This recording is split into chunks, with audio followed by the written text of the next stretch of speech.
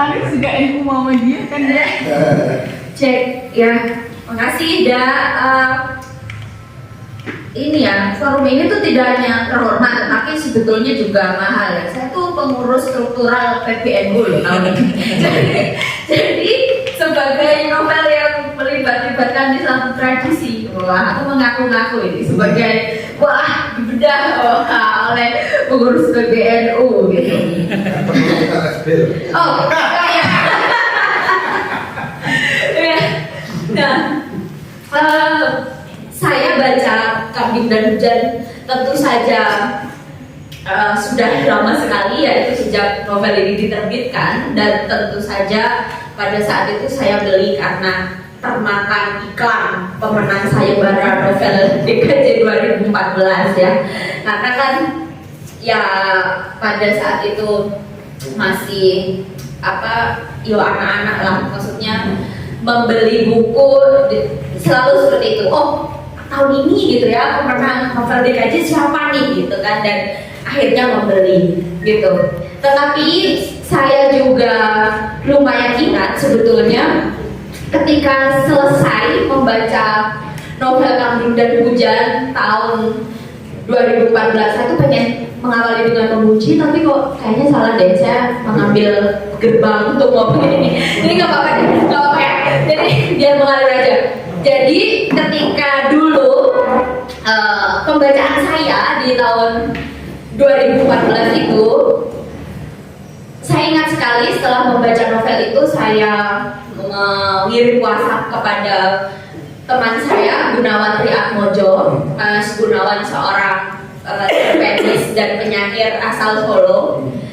Saya ditanya, gimana Kambing dan Hujan gitu. Saya bilang, ini novel mau jadi novel sejarah nanggung, mau jadi novel roman juga nanggung gitu ya. Saya waktu bilang tuh, kenapa serba nanggung ya gitu. Sebetulnya kalau dia gini kan, karena dia sangat belak-belakan dengan menuliskan sebuah roman. Ini jadi penting gitu kan. Kenapa harus ditambahkan titel roman? Biasa aja gitu kan, ya udah novel-novel aja gitu. Tapi karena ditambahkan sebuah roman, ini jadi menarik. Roman seperti apa nih di tahun 2014 yang keluar gitu. Karena sebetulnya resepnya ya resep roman sih. Dua orang bercinta-cinta, mendapatkan tantangan dan menghadapi kesulitan-kesulitan seperti Empu Zainuddin dan dengan bahasa-bahasa yang agak-agak roman pula gitu ya, bertemunya sembunyi-sembunyi, pokoknya tidak seperti remaja yang krisis moral hari-hari ini lah ya. Jadi si dan Fauzia ini gitu ya, dia mahasiswa UGM yang baik-baik ya, pulang mencintai dengan terhormat gitu kan, dan lulus menjadi sarjana yang dipikirkan adalah mengikat diri di dalam lembaga pernikahan. Jadi sangat baik-baik ini Mif dan Fauzia gitu. Nah, dan itu resep roman yang baik karena tokoh-tokoh dalam roman adalah pecinta yang tulus gitu kan, dengan hati yang murni dan suci gitu. Tapi saya gemesnya tuh, di mana sih Mif dan Fauzia ini bercinta-cintanya gitu ya. Maksudnya sebagai roman itu kan sebetulnya saya nyari bagaimana bagaimana si Mif ini misalnya memberikan surprise gitu ya. Maksudnya bagaimana cara dia menyenangkan hati perempuan gitu lah kira-kira, atau si Fauzia ini menyenangkan hati laki-laki gitu yang saya cari gitu kan, di dalam kesulitan proses mencintai. Nah, tetapi kan itu mungkin waktu itu Mahfud Iman belum secanggih ketika nulis Dawo ini cinta-cintanya udah enak gitu ya. Nah, di zaman Mif dan Fauzia ini ternyata tadi dia membuka diri bahwa dia masih pemuda Islami yang kantornya dekat dengan kantor FPI gitu ya. Jadi memang jauh kayaknya dari cinta-cintaan gitu ya. Jadi belum bisa ini merangkai itu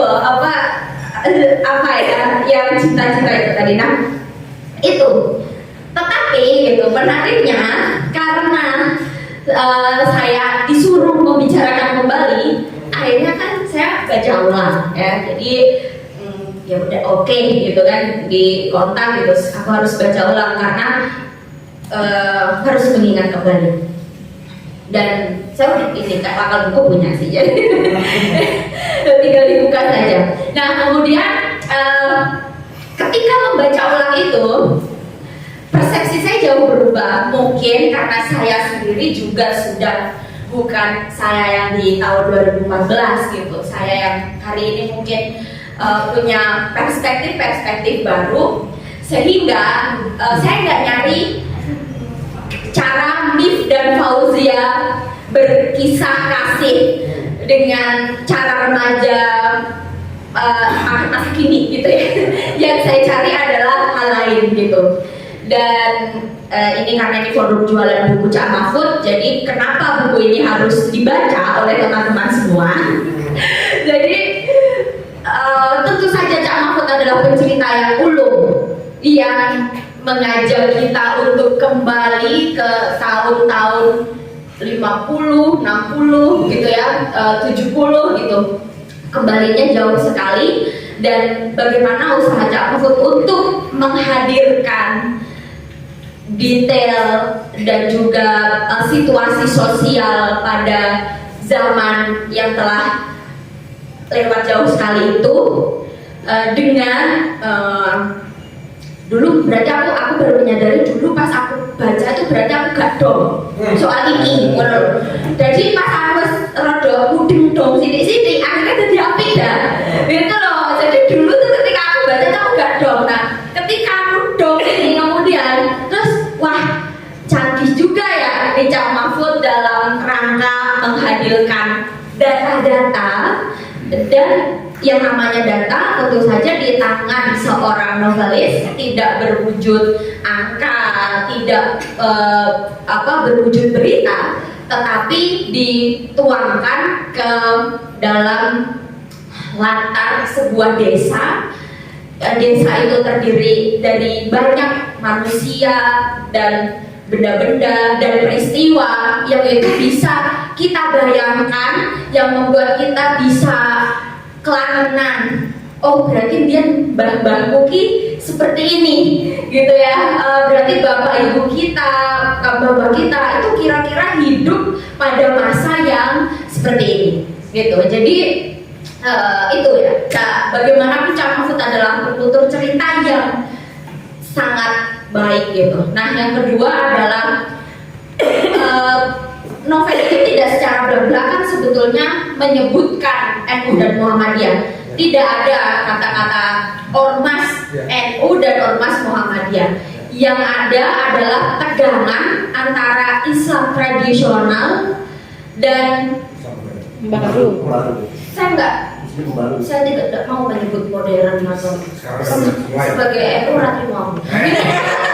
Dan ya seseorang yang mencoba mengubah tradisi lama. Wah itu kok NU kudu pilih katanya kudu benar ini. Dan itu seolah-olah aku tidak membaru, nggak terima. Jadi, nah nggak ada itu. Yang detail-detailnya saya tidak tahu apakah itu disengaja atau memang agar menjadi sebuah cerita yang orang bisa menebak-nebak oh itu antara NU dan Muhammadiyah itu, sehingga yang dimasukkan detail-detailnya itu adalah perdebatan tentang sholat Jumat, perdebatan tentang bacaan kunut, perdebatan tentang dzikir, wirid dan sebagainya. Yang perdebatan itu gampang dipahami oleh masyarakat awam gitu ya. Masyarakat awam tuh tahu gitu. Kita dibesarkan dengan cerita-cerita bahwa NU dan Muhammadiyah itu berdebatnya soal-soal itu. Dan kita tahu ketika perdebatan soal-soal itu tuh dibawa ke cerita, ternyata jadi lebih seru gitu. Ini tuh bukan soal orang nggak setuju soal perbedaan perdebatan cara melakukan ritus atau ibadah gitu ya. Tapi ini menyangkut soal identitas kelompok, menyangkut soal identitas sosial masyarakat gitu. Dan nggak bisa dong gitu-gitu aja hanya dianggap misalnya perdebatan wacana ilmu dan lain-lain gitu ya. Jadi itu semua bisa terangkai gitu dalam sebuah cerita. Dari perdebatan-perdebatan itu ya itu membentuk perubahan-perubahan dalam sebuah potret di sebuah desa bernama Desa Centong. Jadi dalam setiap buku Cak Mahfud selalu menciptakan desa baru. Jadi di sini desanya ini Desa Centong gitu. Dia selalu apa ya? Nggak tahu Desa Centong ini yang dia bayangkan tuh di mana lagi, karena kadang-kadang dia beda kan. Kadang-kadang dia bayangin desa ini tuh di mana gitu kan. Ini desa yang sangat agraris. Kalau di bukunya yang lain mungkin desanya banyak hutannya. Di bukunya yang lain ya, jadi beda potensi. Nah, kemudian sebagai orang yang beberapa tahun terakhir bergelut dengan riset-riset konservatisme dan ekstremisme, novel ini juga jadi sangat menarik sebetulnya karena jadi amat relevan gitu. Saya tuh mencari-cari gimana, apakah cerita di dalam novel ini cukup relevan untuk dibicarakan hari ini, gitu kan?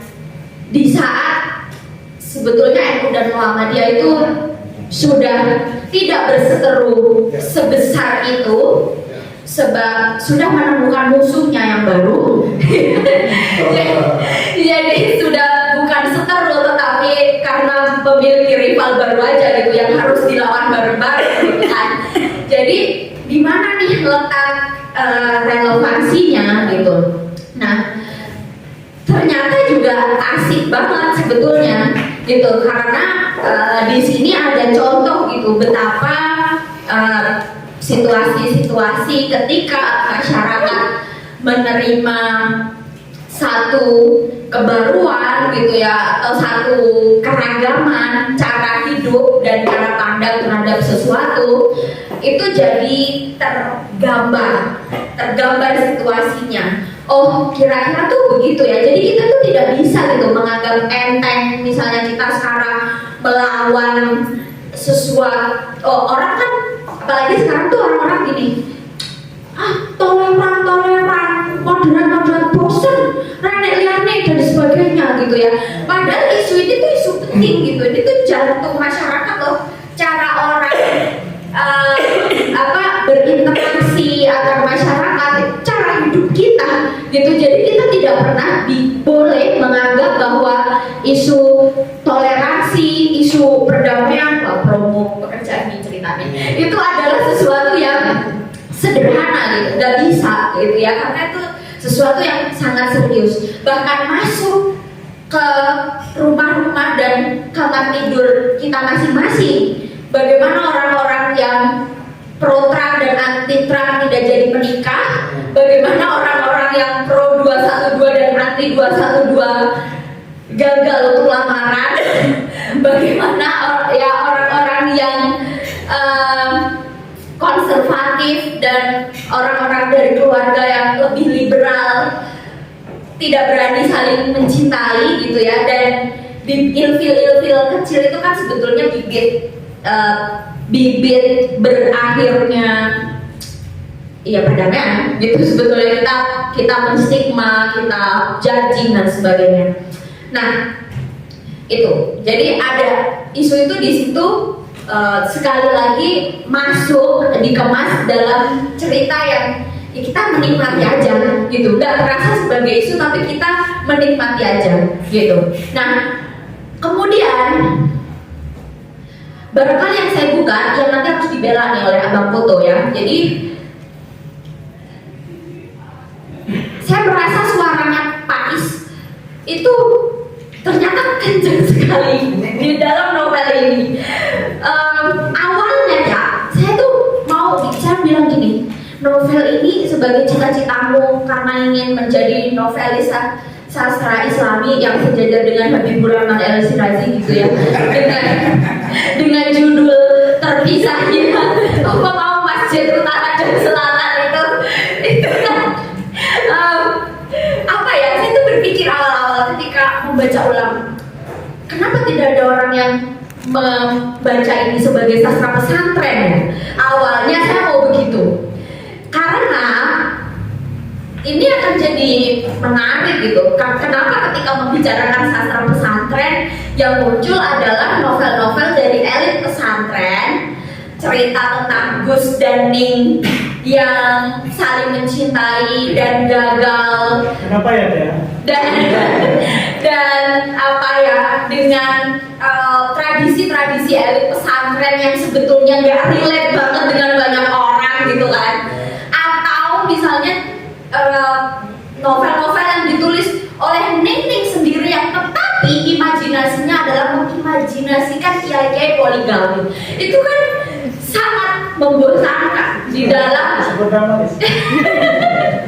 di dalam fokus sastra pesantren gitu. Sedangkan novel Kambing dan Hujan ini jelas ini santri loh gitu, tokohnya ini santri gitu, santri tahun 60-an gitu ya, mencolok kitab zaman biar jelas banget dengan tradisi pencarian ilmu pengetahuan yang tentu saja masih sangat pesantren gitu ya. Kalau sekarang kan banyak pondok modern dan sebagainya, ini jelas zaman biyen kan pas pesan, bahkan di sini kan digambarkan orang zaman dulu ke pesantren itu bukan untuk menyelamatkan diri karena kue nakal dikirim ke pesantren gitu, atau karena pesantren modern dikirim ke situ karena sekolahnya bagus, karena nggak ada sekolah bagus di kabupaten, nggak kayak gitu. Itu orang zaman dulu kirim anak ke pesantren yo karena kayaknya sekolah.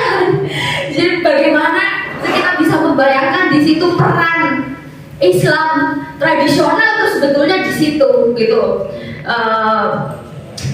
Pesantren-pesantren lah yang hadir sebelum negara ini hadir ke rumah-rumah Anda gitu ya, berbicara tentang pendidikan gitu kan, dan belajar dan memberikan banyak sekali kepada masyarakat gitu. Nah, dan tokoh yang satunya yang tidak berhasil ke pesantren itu kan ya berarti itu gembala sama pedus dulu. Jadi spoilernya banyak ya? Oh nggak boleh ya? Enggak. Nilai tadi intinya jadi pengembala. Nabi Muhammad sama Nabi Ibrahim lah. Jadi jadi ini menggambarkan ya ini ya situasi akses sosial ke pendidikan tuh loh. Maksudnya di situ kita jadi membayangkan, oh dulu kalau mbahmu nggak sekolah situasinya tuh seperti ini gitu. Karena memang zaman biar kira kosong. Nek zaman saiki kan jadi nek wong sing ora iso makan. Semua orang tuh bisa makan gitu. Nek zaman dulu ki emang orang nggak bisa makan ya nggak bisa makan gitu, menggembalakan kambing tetangga gitu, diupah apa dan sebagainya gitu, sehingga ilmu itu sesuatu yang sangat privilege, sangat mahal. Jadi kalau kamu punya leluhur yang dia mampu sekolahan, itu memang sudah sangat elit pada zamannya gitu. Kebayangnya tuh loh jadi seperti itu gitu. Ada mbakmu kiai gitu ya, mempunyai koleksi buku yang masih bisa kamu lihat di lemari rumahmu. Itu kamu orang yang sangat mahal gitu, orang yang sangat privilege gitu. Karena orang-orang lain nggak kayak gitu, di rumahnya isinya kayu bakar. Iya, dan di situ ya kita bisa melihat detail-detail yang semacam itu. Cek, ini sini Muhammadiyah loh dan ini. Nah, oke. Tetapi ini ya, maksudnya setelah tadi dan setelah aku dong. Jadi tadi kan 2014 aku gak dong. Nah, setelah aku agak dong, aku merasanya yang Muhammadiyah di sini tuh speak louder than the NU ya. Nah, penggambaran tentang bagaimana sang tokoh yang pembaharu itu kan lebih banyak ya ini jadi perdebatan. Kalau ini novel ditulis oleh orang NU, maka mungkin akan banyak detail-detail khas orang NU menulis tuh yang mungkin Cak Mahfud memang sih bisa kayak nulis Hidayah, Fathul Mu'in dan nama-nama kitab gitu ya. Tetapi nggak sampai misalnya memulai keindahan kita itu sebetulnya seperti apa sih gitu ya, khas anu lah arek pondok nek menulis syair kayak gitu ya, dan mengaitkan dan bagaimana misalnya budaya keindahan tradisi masyarakat yang ala Islam tradisionalnya itu dengan atas nama Kak Adit. iya itu kecil sekali porsinya gitu.